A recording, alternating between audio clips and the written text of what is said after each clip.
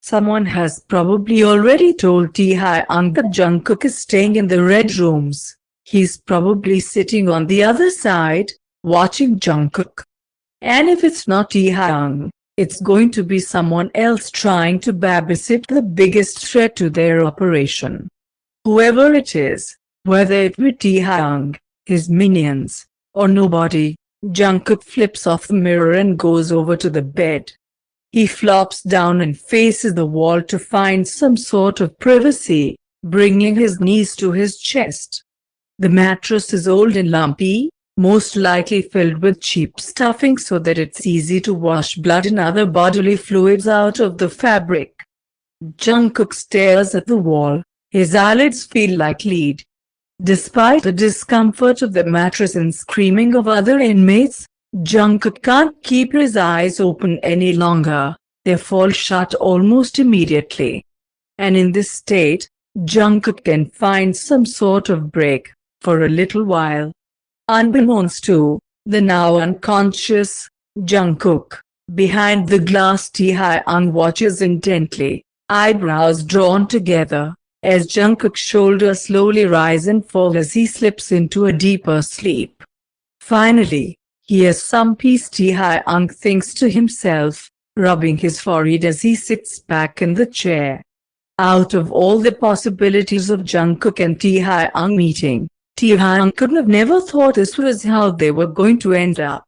While it does pain him to see Jungkook in this cell, wanting to be treated like a criminal, maybe this is what Jungkook needs to see. That staying with Taehyung is the best option. If he were to leave and Taehyung's enemies found out the importance of Jungkook, they would shove him into a cell smaller than this one and do much more than just watch him. Taehyung gives a firm tug of his hair at the thought of what others could do to Jungkook. He squeezes his eyes shut for a moment, trying to calm down. He's here. He's safe. It's okay. He opens them again, trailing back to the small boy on the rickety old cot. He's still wearing his diner uniform. Taehyung can remember Jungkook mentioning how much he hates the button-ups and dress pants. Luckily he's not wearing the pinstriped apron that Jungkook claims to hate so much, although Taehyung finds it incredibly adorable. Taehyung pulls out his phone and sends an email to some of his men, requesting information on Jungkook's apartment location. Hopefully Jungkook won't last too long in here tomorrow. Between the torture, screaming and banging of the other prisoners, and request his other room. With a good night's sleep, maybe Jungkook will gather his thoughts and speak to Taehyung about his reservations and they can go back to how things were. However, Taehyung would soon realize how stubborn and non-sleep deprived Jungkook could be. After a sleep of 10 hours, Jungkook cracks his eyes open, turning onto his back. As the cold, damp smell of the cell creeps into his senses, and the dull, white light of the single light bulb on the ceiling illuminates the room, the memories of the night prior flash in his mind.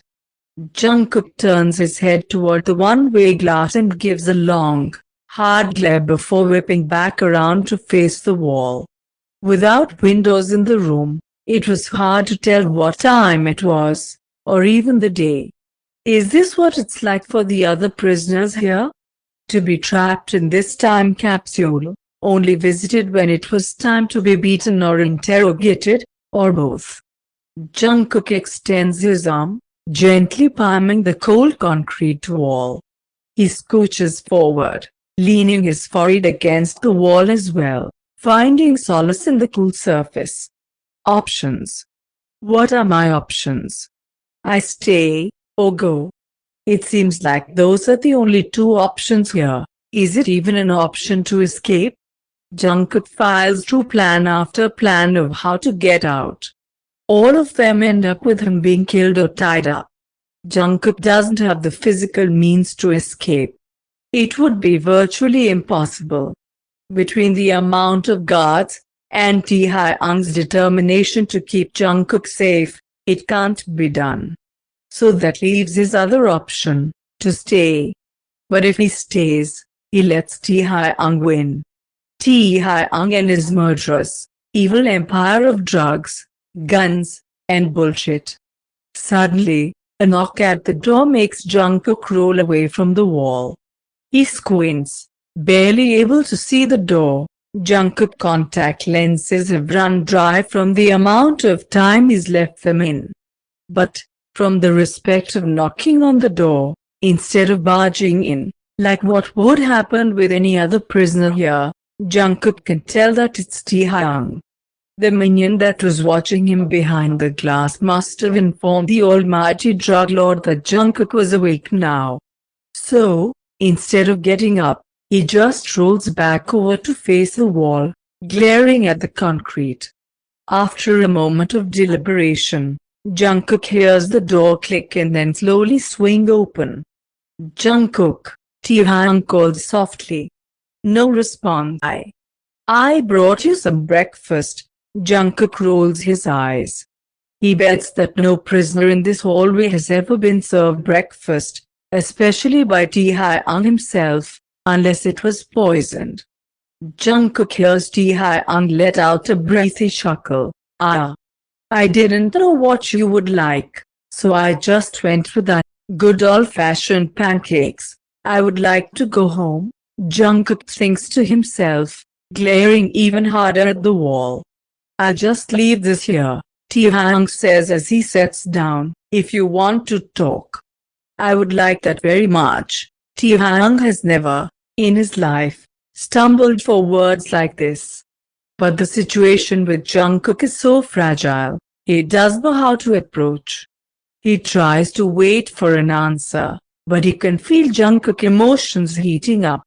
Tae-hyung doesn't want to cause Jungkook any more pain than he was already in, so after another moment, he slowly walks out, leaving the door open, just in case Jungkook wanted to come see him.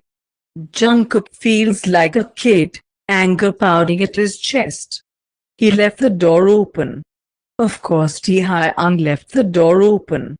He thinks Jungkook will cave and want to speak with him about changing rooms, about staying with him and his mafia. But the thing is, if the door is closed when you come into his cell, you close it on the way out. Why is that such a hard concept to understand? Jungkook whips himself out of the bed, making direct eye contact with the pancakes, eggs, and sausage sitting on a silver tray. He storms over to the platter and picks it up, immediately hurling it out the door. The dishware clatters and smashes, echoing through the hallway, and the food that was prepared is now splattered across the door opposite of Jungkook. With a bang, Jungkook slams his own cell door shut and flops back down onto the bed. Jungkook mentally screams as he rolls back over to face the wall. Over the course of a few hours, Jungkook's rage and his situation in general starts to exhaust him. He falls in and out of sleep, which is completely frustrating to Tae-hyung, who sits on the other side of the glass. Because Jungkook is facing the wall, Tae-hyung can't see him, see what he's thinking. The anxiety is eating away at him. And despite him requesting his laptop and other working essentials be moved to the surveillance room, Tae-hyung can barely focus. Every twitch, every itch, any movement at all immediately jerks Tae-hyung's attention to the small, scared, and very angry boy in the cell. Tae-hyung wants nothing more than to carry him out of that room and up to his own penthouse, holding him close until Jungkook is ready to talk. The whole first day, Jungkook stays on that bed. It may drive Tae-hyung closer to insanity than the boredom that Jungkook has found when he's away. That night, as Jungkook stares at the wall, he's realized that refusing breakfast may not have been the smartest idea in the world. His stomach growls. Jungkook hasn't had a meal since they had grabbed him outside of Al's. Almost as if on cue, the door opens and closes in a flash. Jungkook pulls up to see a plate of spaghetti and meatballs sitting perfectly on a silver tray, just as breakfast had been. Whoever it was that left it certainly did not want to feel Jungkook wrath. So, Jungkook glares at the pile of noodles just as his stomach rumbles. Jungkook hates spaghetti, so this was easy for him. He stood up, dragging the silver platter of food underneath the mirror. Whoever was behind it was going to have a great show.